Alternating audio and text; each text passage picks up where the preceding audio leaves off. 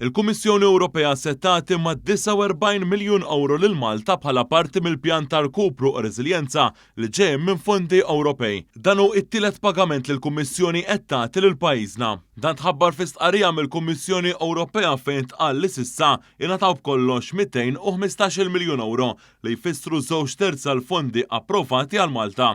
Dan il-pagament jinkludi 15 riforma u 9 investimenti fosthom bosta miżuri dwar it-trasport pubbliku, ir-rinnovar ta' skejjel pubbliċi, immodernizzar tas-sistema tal-ġustizzja u tisjieħ tal-politika kontra il-ħasil ta' flus. Il-Pjan Malti ġie approvat mill-Kummissjoni Ewropea fis-16 ta' Settembru tal-2021 meta dakinhar ġiet il-President tal-Kummissjoni Ewropea Ursula von der Leyen fejn iltaqet mal-Prim Ministru Roberta Bela. Dakinhar von der Leyen kienet faħret il-Pjan Malti tant li sejħitlu bħala l-aktar pjan Ewropew favur l-ambjent, dan hekk kif 70% tal-pjan u favur il-qalba ambjentali u dik diġitali.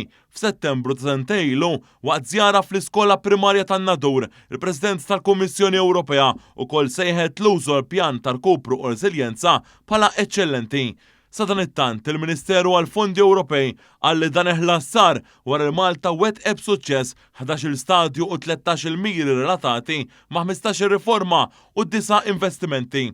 Il-Ministru responsabbli Stefan Zrinzot Soppardi stqal li l-Gvern kompla dej b'investiment bris il-poplu Malti bl-implementazzjoni tal-pjan approvat għal pajjiżna u saqfu l-importanza li fix-xhur li ġejjin ikompli dan l-investiment biex jiġu utilizzati il-fondi kollha allokati għal pajjiżna bl-aqwa benefiċċji għal familji Maltin u Bawċin.